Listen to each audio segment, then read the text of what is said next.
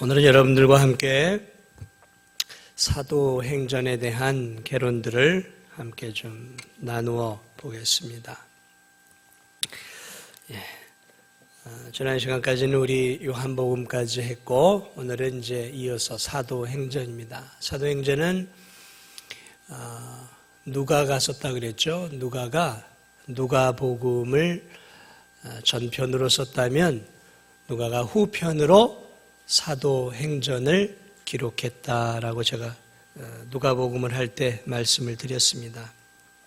자, 그래서 이 누가는 누가복음을 통해서 예수 그리스도께서 탄생과 그분이 어떤 일들을 하셨는지를 이제 기록해 놓았고, 이제 이 사도행전을 통해서 예수님의 승천부터 시작을 해서 예수 그리스도의 영이신 성령이 내려오시고 성령의 역사를 통해 어떻게 예수 그리스도의 십자가의 복음이 세상으로 이렇게 이제 흘러가고 있는지, 어떻게 이제 확장되어져 가는지를 보여주는 책이 이 사도행전입니다. 자, 그래서 지금 우리가 이 진도중앙교회를 다니고 있잖아요. 저와 여러분이 진도중앙교회를 다니고 있고, 한국에는 지금 한 5, 6만 정도 되는 교회들이 있어요. 도대체 이 교회들은 언제부터 시작이 되었는가 우리가 궁금해할 수 있죠. 그래서 이 사도행전은 교회의 태동을 이야기를 해줍니다. 그래서 교회가 어떻게 시작이 되었고, 그리고 교회가 어떻게 세상 속에서 확장이 되어서 오늘 2019년 우리 진도중앙교회까지 오게 되었는가를 보여주는 교회 뿌리를 알려주는 책이에요. 자, 그러므로 이 사도행전은 우리에게 대단히 중요한 책입니다. 그래서 이 사도행전은 예수님의 승천부터 약 30년 정도의 그러한 하나님의 역사들을 보여주고 있는 그러한 초대교회의 이야기고, 어떻게 교회가 세워지고 어떻게 이제 하나님의 나라가 이렇게 확산이 되어져 가는가를 보여주는 굉장히 중요한 책입니다. 자, 그래서 우리가 읽은 1장 8절 말씀 다시 한번 보세요. 이 1장 8절은 이 사도행전을 이해하고 사도행전을 파악할 수 있는 핵심 구절이에요. 핵심 구절. 그래서 이 사도행전 1장 8절을 통해 사도행전 전체가 이루어지고 있어요. 우리 다시 한번 읽어보겠습니다. 시작.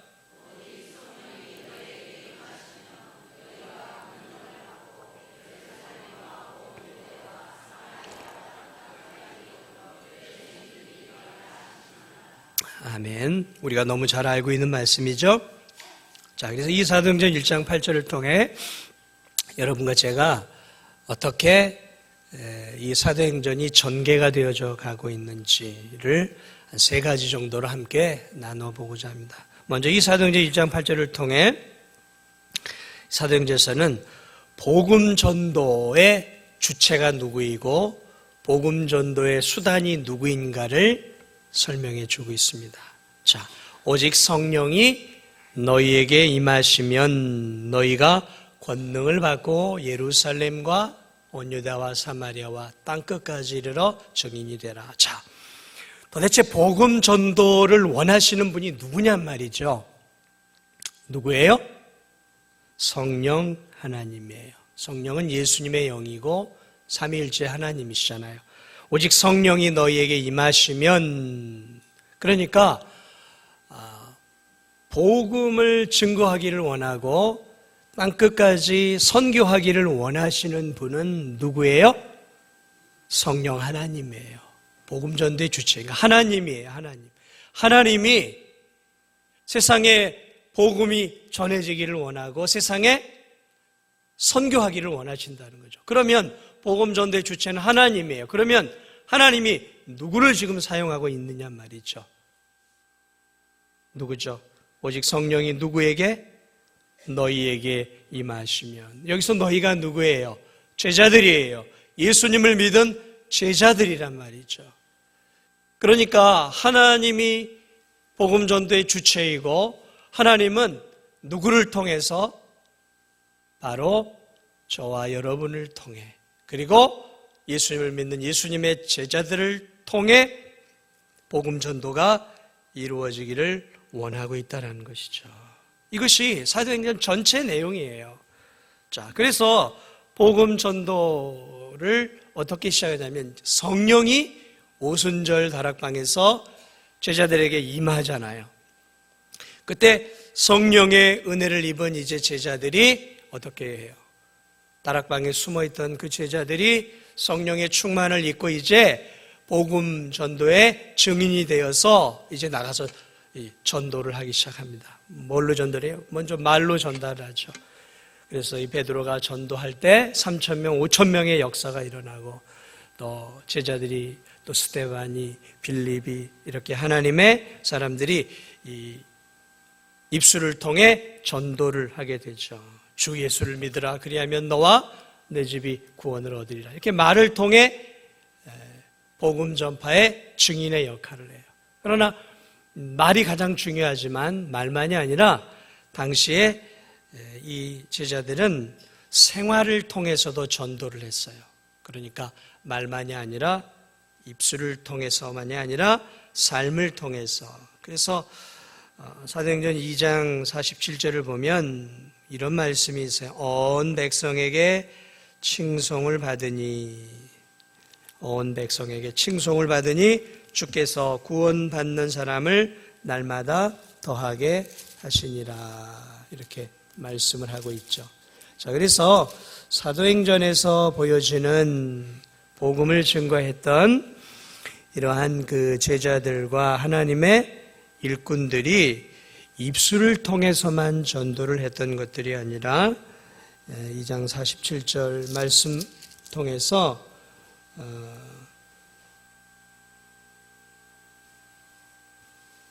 이들이 무엇을 했냐면 2장 45절에도 보면 44절에 보면 믿는 사람이 다 함께 있어 모든 물건을 통용하고 재산과 소유를 팔아 각 사람의 필요를 따라 나눠주며 또 날마다 마음을 같이하여 성전에 모여 떡을 떼고 집에서 떡을 떼며 기쁨과 순전한 마음으로 음식을 먹고 하나님을 찬미하며 또 온 백성에게 칭송을 받으니. 자, 믿지 않는 사람들에게도 칭송을 받았다는 것이죠. 그러니까 이들의 전도는 단순히 입술로만 했던 전도가 아니라 삶을 통해 드러난 전도. 다시 말하면 예수님을 닮아가는 그러한 신실한 사랑의 삶을 살았다라는 거죠. 교우들과 함께 이런 물질과 좋은 것들을 나눴을 뿐만 아니라 이들이 자신이 살고 있는 삶의 터전에서 사랑의 삶, 나눔의 삶을 함께 살았다라는 거죠. 그래서 온 백성에게 칭송을 받고 그러면서 구원을 얻는 사람들이 점점 더 늘어났다는 것이죠. 그래서 전도라는 것은 오직 말로만 하는 것이 아니라 말이 필요하고 또 하나는 삶을 통해서 내 입술의 전도가 헛되지 않는 삶을 살아야 되는 것이죠. 말은 청산유수처럼 전도를 잘하는데 삶은 비그리스도인들과 똑같이 살아간다면 전도의 대상자들이 또 기독교에 대해서 좋은 이미지를 갖지 못하는 것이죠. 자, 어쨌든 이들은 삶을 통해서도 전도를 했고 또 하나는 당시에는 이 교회가 세워지는 때였기 때문에 하나님이 특별히 제자들에게 능력을 많이 주셨어요. 그래서 제자들이 가는 곳마다 기적이 일어나고 병자가 쫓겨나고 귀신이 내어 쫓김을 당하고 그리고 때로는 죽은 자도 살아나는 놀라운 역사들이 이 제자들을 통해 일어났어요. 특별히 이러한 일들이 이 초대교회 때 제자들을 통해 많이 일어났는데 왜냐하면 교회가 세워지고 있었던 때였기 때문에 그래요. 교회가 태동하던 때였기 때문에 교회가 든든히 세워질 수 있도록 하나님이 제자들에게 그러한 능력들을 주셔서 베드로가 한번 전도할 때 5,000명, 또 3,000명의 역사가 일어나죠. 그래서 이 베드로가 이 사도행전을 보면 베드로가 성전 비문에 안전뱅이를 고치고 또 아나니아와 삽비라의 죽음을 예고하기도 하고 죽은 자를 살리죠. 바울도 루스드라의 안전뱅이를 일으키고 설교를 듣다가 건물에서 떨어져 죽은 유두고를 바울이 살리는 것들을 보게 되죠. 독사에 물려도 해를 받지 않는 모습들, 스데반과 빌립의 사역을 통해서 기적이 일어나는 일들이 이 사도행전에는 그러한 기적들이 많이 일어나면서 많은 사람들이 그것을 통해서 하나님을 알고 예수 그리스도를 믿고 주께로 돌아오며 교회가 세워지는 일들이 많이 나오는 것들을 바라보게 됩니다. 그래서 이 사도행전은 복음 전도의 주체가 누구고 수단이 누구인가를 끝까지 쭉 보여주고 있어요. 그래서 복음 전도를 원하시는 것은 하나님이시고 그 복음 전도를 이루어내는 사람은 하나님을 믿는 하나님의 자녀들이라는 거죠. 그래서 이 하나님의 자녀들, 제자들이 이렇게 입술을 통해 또 병고침이나 기적이나 이런 능력을 통해 또 삶 속에서 그리스도인다운 자녀되는 삶을 통해서 하나님의 교회들이 세워져 가고 하나님의 나라가 확장되어져 가는 그러한 모습들을 우리들에게 이게 잘 보여주고 있습니다. 그러므로 여러분, 우리가 잊지 말아야 할 사실이 있어요. 내가 전도를 하면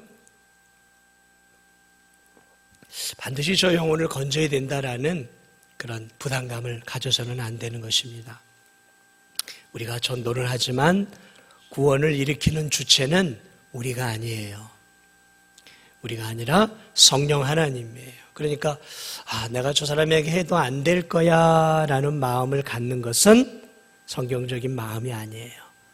우리는 하나님이 역사해 주실 거야 라고 믿고 가서 우리는 뭘 하면 돼요?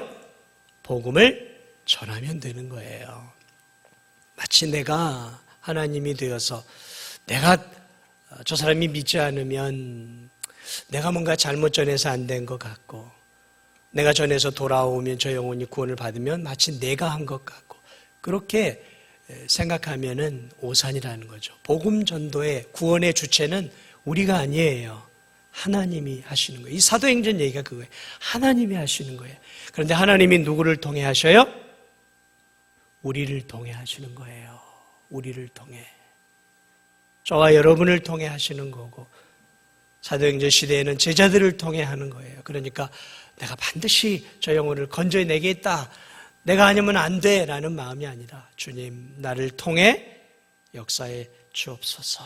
그런 마음을 가지고 복음을 증거하고 또 돌아오면 하나님께 영광, 돌아오지 않아도 언젠가 하나님이 저 영혼을 돌아오게 해주실 것이다 라는 믿음을 놓지 않고 포기하지 않고 꾸준하게 전도하는 것이 우리가 해야 할 일이죠. 이것이 사도행전 전체에서 이야기하고 있는 첫 번째 내용들이에요. 자, 그래서 우리가 전도할 때도 사실은 성령의 은혜와 능력이 필요한 거예요. 성령의 은혜가. 오늘날 가장 성도들에게 부족한 것들 중에 하나가 무엇이냐면 성령의 능력이 부족해요. 저를 비롯해 우리 모두가 성령의 능력을 그래서 달라고 기도해야 되는 거예요. 성령의 은혜를 달라고. 그래야 여러분 성령의 은혜를 힘입을 때 내가 전하는 메시지에 힘이 있는 거예요. 내가 이웃 사람들에게 성령의 은혜를 입을 때 담대하게 복음을 전할 수 있는 것이죠. 그러면 여러분 전도하는 것도 중요하지만 더 중요한 사실은 성령의 은혜를 구하세요. 성령님 나에게 힘을 주시고 지혜를 주시고 또 전도해야 될 대상자도 알려주셔서 힘있게 하나님의 복음을 전하게 하옵소서. 그래서 늘 성령의 은혜를 구해야 돼요. 이 사도행전의 전체의 내용은 뭐냐면 성령의 행전이라고 할 만큼 성령님이 한 영혼 한 영혼을 지속적으로 붙잡고 역사하고 있는 거예요. 자, 또 하나 알 수 있는 중요한 사실이 있어요. 1장 8절에 보면 어디에 그러면 전도를 해야 되느냐 보니까 예루살렘과 또 어디예요? 유다와 어디요? 사마리아와 그 다음에 땅끝까지. 그래서 오늘 이 사도행전이 말하고 있는 두 번째 내용은 무엇이냐면 복음 전도의 대상과 지역이 어디까지인지를 우리에게 알려주고 있는 것이죠. 자, 제가 오늘 오전에 요나에 대한 이야기를 했어요. 이스라엘 백성들은 어디까지 복음 전도의 대상이라고 생각했을까요? 유다 땅만이에요. 유다 땅만. 사마리아도 아니었어요.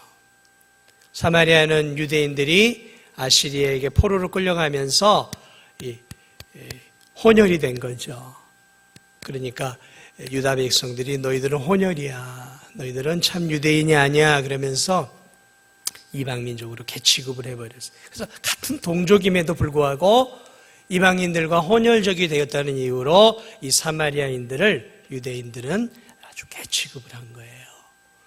자, 그런데 오늘 예수님이 승천하시면서 어디까지 너희들이 복음을 증거해야 되냐면 예루살렘과 온 유대와 그 다음 어디요? 사마리아와 땅끝까지 이르러 복음을 증거해라 하면서 하나님이 이 유대인들의 시야를 자기가 속해 있는 곳에서만이 아니라 좀 더 넓게 자신의 백성과 또 사마리아와 그 다음에 온 세상을 볼 수 있는 눈을 열어주고 있는 내용들입니다. 자, 그래서 이 사도행전의 전체 내용도 1장부터 7장은 예루살렘을 중심으로 제자들이 복음을 전해요. 그리고 8장으로부터 12장은 이제 사마리아, 유대와 사마리아까지 이어지는 내용들이에요. 그러니까 복음 증거가 8장부터 12장은 유대와 사마리아까지 이어져요. 그리고 이어서 이제 13장으로부터는 이제 바울을 통해서 이 복음이 저 소아시아, 지금으로 말하면 터키 지방이죠. 터키와 그 다음에 터키를 넘어서 넘어가면 어디예요? 유럽이 나오잖아요. 유럽까지. 그러니까 땅끝이죠. 그러면서 13장으로부터는 그래서 1장부터 28장은 복음이 어떻게 확산이 되어져 가냐면 유대 땅에서 베들레헴에서 유대로, 유대에서 사마리아로, 사마리아에서 소아시아 터키로, 터키에서 유럽으로 이어지는. 그래서 이 사도행전을 통해서 어디까지 우리가 전도를 해야 하는지를 아주 명쾌하게 보여주고 있는 거예요. 우리는 지금 뭐 어느 정도 이해가 되겠지만 이건 유대인들에게는 대단히 큰 충격적인 얘기. 아니 어떻게 저 사마리아인들에게도 우리가 복음을 전해야 하고 어떻게 우리가 저 소아시아나 저 유럽 저런 미개한 족속까지 우리가 복음을 증거해야 되느냐라고 생각을 했을 때 이미 하나님은 바로 이 예루살렘에 있는 제자들을 사용하시면서 거기서 교회가 태동을 시키고 예루살렘 이미 교회가 태동이 되잖아요. 그러면서 그 교회가 어디로 가요? 사마리아로 가서 사마리아에도 교회가 세워지고 터키 쪽에도 교회가 세워지고 유럽 쪽에도 교회가 세워지는 이 어디까지 우리가 복음을 증거해야 되느냐라는 것들을 잘 보여주고 있죠. 그래서 이 1장부터 7장 이렇게 보면 8장부터는 이제 스데반의 순교 이후로 이제 핍박이 되어서 흩어지면서 빌립이 우리가 알고 있는 것처럼 8장부터는 사마리아의 복음을 전하게 되고 그다음에 빌립이 성령의 인도를 따라 저 이디오피아 내시에게 가서 복음을 증거하잖아요. 그리고 10장으로 가면 베드로가 이 로마의 백부장에게 복음을 증거해요. 그래서 환상을 보잖아요. 막 먹지 못할 구약의 율법에 먹지 못할 그러한 짐승들이 나오니까 하나님이 너 이거 먹어라 그랬더니 베드로가 하나님께 대항을 해요. 요나처럼 하나님께 대항을 하는데 뭐라고 대항을 해요? 하나님 이거 못 먹는 거 아닙니까? 못 먹습니다. 그러니까 또 먹어라. 그러니까 하나님이 이거 율법에 못 먹는 거예요. 못 먹는 거 아닙니까? 하나님과 꿈속에서 대항을 해요. 그래 하나님 뭐라고 얘기하셔요? 내가 선하다고 하는 것을 네가 악하다고 하느냐. 그 꿈에 깨어나요. 그럴 때 누가 찾아와요? 고넬료의 가정, 그 로마 유대인들에게는 이방인이라고 하는 거기서 찾아와요. 그때 비로소 베드로가 깨달아, 하나님이 유대인들만 구원하기를 원하지 아니하시는구나. 그래서 로마의 그 백부장 고넬료에 가서 복음을 증거할 때 고넬료와 그의 모든 식솔들이 어떻게 돼요? 예수 그리스도를 믿는, 로마 사람들이 예수님을 믿는 역사들이 드디어 일어나기 시작하는 내용들이 이 사도행전에서 일어나게 되어지죠.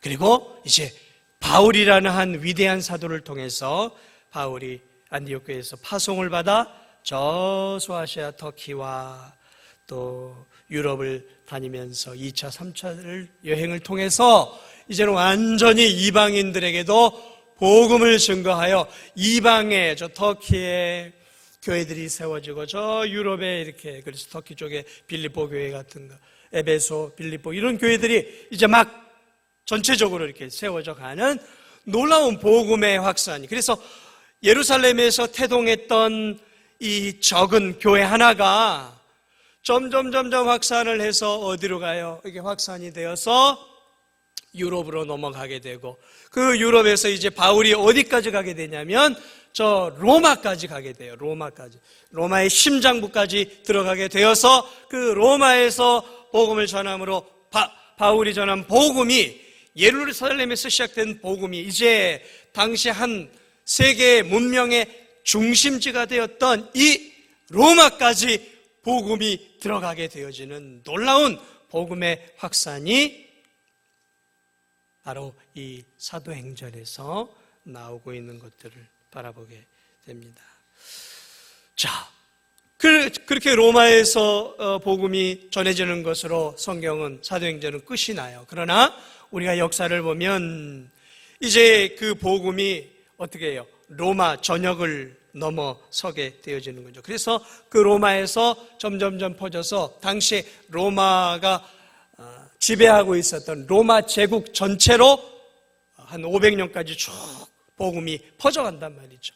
그리고 500년부터 1500년까지는 그 복음이 이제 어디로 퍼지게 되냐면 유럽으로 퍼지게 되는 거예요. 그래서 전 유럽이 복음이 전해지게 되면서, 여러분 이 지금의 유럽이 얼마나 잘 살게 돼요. 그게 언제부터 되었냐면 복음이 들어가면서부터. 그래서 복음이 유럽으로 이렇게 퍼져가면서 유럽에 무엇이 꽃피게 됐냐면 기독교의 문화와 문명이 꽃이 핀 거예요. 그러면 여러분 이 유럽을 다녀오신 분들은 알겠지만 성당이니 뭐 아름다운 오래된 조각이, 이게 다 기독교 문화예요. 기독교 문명이란 말이죠. 그래 그 1500년까지 유럽의 기독교의 문화가 꽃피고 복음이 거기까지 전해져요. 그리고 이제 종교개혁 이후로 복음이 어디로 가요? 이제 종교개혁자들을 통해서 이 복음이 확산이 되어서 저 우리가 알고 있는 것처럼 아메리카로 넘어가잖아요. 청교도들 메이플라워를 타고 청교도들이 신앙의 박해를 피해서 저 아메리카, 북아메리카로 넘어가면서 그 미국 땅이죠. 그 미국 땅이 복음화가 되면서 그 나라가 말씀에 기초한 헌법을 통해서 이 미국이라는 나라가 하나님의 큰 축복을 받은 이유가, 그러한 이유가 있어요. 그리고 미국에서 찬란하게 꽃이 피어지게 되죠. 그러면서 그 미국에 있었던 그 수많은 사람들이 이제 선교를 해서 어디로요? 선교를 하면서 그 미국 사람들이 여러 곳으로 전하면서 그 복음이 어디로 왔어요? 중국, 일본, 그리고 우리 한국까지 복음이 들어오게 되면서 복음이 이제 이렇게 확산이 되어서 한국까지 들어오고, 이 한국과 또 지금은 어디로 가요? 저 아프리카로, 또 중국으로, 저 러시아로 하면서 지금 복음이 이렇게 지금 흘러서 지금 어디로까지? 아프리카 5대양 6대지로 지금 복음이 전체적으로 지금 흘러가고 있는 지금이 그러한 시대죠. 그러므로 사도행전은 28장으로 끝났지만 복음의 행전, 선교의 역사는 28장으로 끝나고 있지만 사실은 그 사도행전은 아직 끝난 것이 아니에요. 계속해서 구원의 역사가 흘러서 우리 진도중앙교회를 통해서도 귀한 선교의 사역들, 전도의 사역들이 지금도 진도 안에 그리고 세상 가운데로 선교로 이어지면서 1장에 시작되는 이 초대교회 예루살렘 교회로부터 출발했던 하나의 교회가 지금 이렇게 2000년의 역사를 통해서 흘러서 수많은 교회와 온 세상 전체에 하나님의 복음이 지금 이렇게 편만해져 가는 놀라운 시대를 우리가 살아가고 있는 것이죠. 자, 그러므로 우리가 어디까지 전도를 해야 되느냐? 예루살렘과 온 유다와 사마리아와 땅끝까지. 그러면 우리의 예루살렘은 어디냐? 학생들, 우리의 예루살렘이 어디예요? 우리의 예루살렘은 진도 땅이에요. 우리에게 있어 유다는 어디예요? 대한민국이에요. 그럼 우리에게 있어서 사마리아는 어디예요? 북한이잖아요. 같은 민족인데 분단이 되어서 벌써 생각과 사고가 많이 달라요. 북한이 사마리아예요. 땅끝은 어디예요? 5대양 6대주가 우리의 땅끝이에요. 그러니까 우리는 진도 땅만의 복음을 전해서는 안 되는 것이죠. 우리는 온 전체를 함께 품고 기도하고 전도하고 선교해야 하는 것이죠. 이것이 사도행전이 이야기하고 있는데, 자, 사도행전은 거기에다 또 하나를 더 가르쳐주고 있는데, 그것이 뭐냐면 도대체 뭘 전해야 되냐 말이죠. 1장 8절을 다시 보세요. 1장 8절을. 1장 8절을 보니까 뭐라고 얘기하고 있어요? 예루살렘과 온 유대와 사마리아 땅끝까지 이르러 뭐가 하라고요? 내 증인이 되리라. 증인이 되래요. 이게 뭐예요? 복음. 예수님의 증인이 되라는 거죠. 이게 복음의 내용이에요. 내가 알고 내가 경험하고 내가 믿고 있는 것을 있는 그대로 전하라는 거죠. 이게 증인이란 말이죠. 증인은 법정에 서면 증인은 거짓말을 하면 안 돼요. 법정에 서면 증인은 자기가 본 것, 들은 것, 느낀 것, 이것들을 솔직하게 얘기하는 게 증인이죠. 그러므로 누구의 증인? 내 증인이 되라 했으니까 여기서 지금 나는 누구예요? 말하고 있는 분은 예수님이란 말이에요. 그러니까 바로 전도의 내용, 선교의 내용은 내가 알고 있고 내가 믿고 있는 누구? 예수님을 전하는 것이 바로 복음과 선교의 내용이에요. 예수님에 대한 내용이 뭐예요? 이게 복음이잖아요. 그리스도께서 이 땅에 육신을 입고 오시고 나를 위해 십자가에 우리를 위해 십자가에 죽으시고 그분의 법의 피를 통해 우리가 구원을 얻고 그분이 부활한 것처럼 우리도 언젠간 부활할 것이라는 이 내용이 이게 복음이란 말이죠. 내가 믿고 있는 예수님,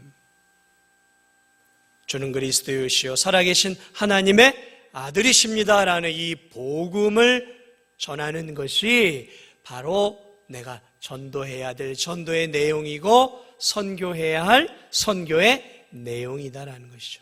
그래서 사도행전을 보면 이 베드로의 많은 설교가 나오고 사도 바울의 설교가 나오고 스데반의 설교가 나와요. 그런데 그 설교의 공통적인 것, 한 10개의 설교가 나와요. 이 사도행전에 보면 10편의 설교가 나오는데 그 중에 4편은 베드로의 설교고 1편은 스데반이고 5편은 바울의 설교예요. 근데 이 설교의 공통적인 내용이 뭔가 하고 자세히 살펴봤더니 다른 게 아니네요. 십자가에 죽으신 예수 그리스도와 부활하신 예수 그리스도를 전하고 그분이 우리의 구주이고 그분을 믿어야 구원을 받는다는 내용들이에요. 다른 내용이 아니에요. 그러니까 이 10편의 설교들을 통해서 알 수 있는 사실은 우리가 세상 사람들에게 전도하고 선교해야 할 내용은 예수님을 전해주는 것이구나. 예수님을 전해주는 거예요. 다른 거 아니에요. 하나님이 보내신 하나님의 아들 예수님, 내가 믿고 있는 예수님에 대한 진리를 전해주는 게 그게 증인이고 내가 경험한 예수님, 내가 체험한 예수님, 내가 믿고 있는 예수님, 내가 경험한 예수님, 그리고 이 예수님을 믿음으로 내가 누리게 되어질 놀라운 구원의 진리들을 있는 그대로 내가 다른 사람에게 전해주는 것이 이게 증인의 삶이고, 이게 바로 우리가 해야 할 일이다라는 것이 사도행전이 말하고 있는 내용들이에요.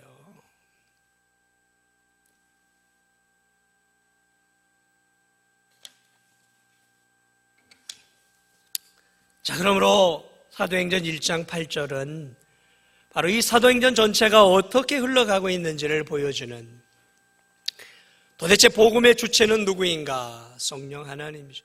그러면 복음의 주체에 맞춰 그 복음을 도구는 누구인가? 아, 예수님을 믿는 우리들이구나. 그럼 우리는 어디까지 전도하고 섬겨야 되는가? 아, 유대와 사마리아와 땅끝까지구나. 아, 이 진도만이 아니라 이 대한민국과 저 북한과 온 세상을 우리가 위해서 기도하고 전도해야 되겠구나. 그럼 나는 뭘 전해야 되는가? 내가 믿고 있는 예수님, 내가 알고 있는 예수님, 이 땅 가운데 성경이 말하고 있는 예수님을 전하는 것이구나. 그러면 어떻게, 언제 전해야 되는가? 성경을 보니까 때를 얻든지 못 얻든지, 기회가 주어지든지 주어지지 않든지, 내가 내 삶 속에서 전해야 할 일은 복음을 증거하는 사명자이구나. 땅끝까지 이뤄내 증인이 되라 했던 것은 제자들에게만 준 사명이 아니라 진도 땅에 살고 있는 나에게 주신 하나님의 사명이구나. 아, 구원을 받은 우리들, 예수님을 믿은 내가 해야 할 일은 그저 먹고 사느라고 정신없이 사는 삶이 아니라, 하나님이 먹고 살라고 직업도 주셨고, 전도하라고 지혜도 주시고, 전도하라고 지식도 주시고, 전도하라고 가정도 주시고, 전도하라고 일터도 주셨다라는 것이죠. 모든 것들을 하나님의 관점으로 봐야 되는 거예요. 이 일을 위해서 하나님이 나에게 2019년도를 주셨구나.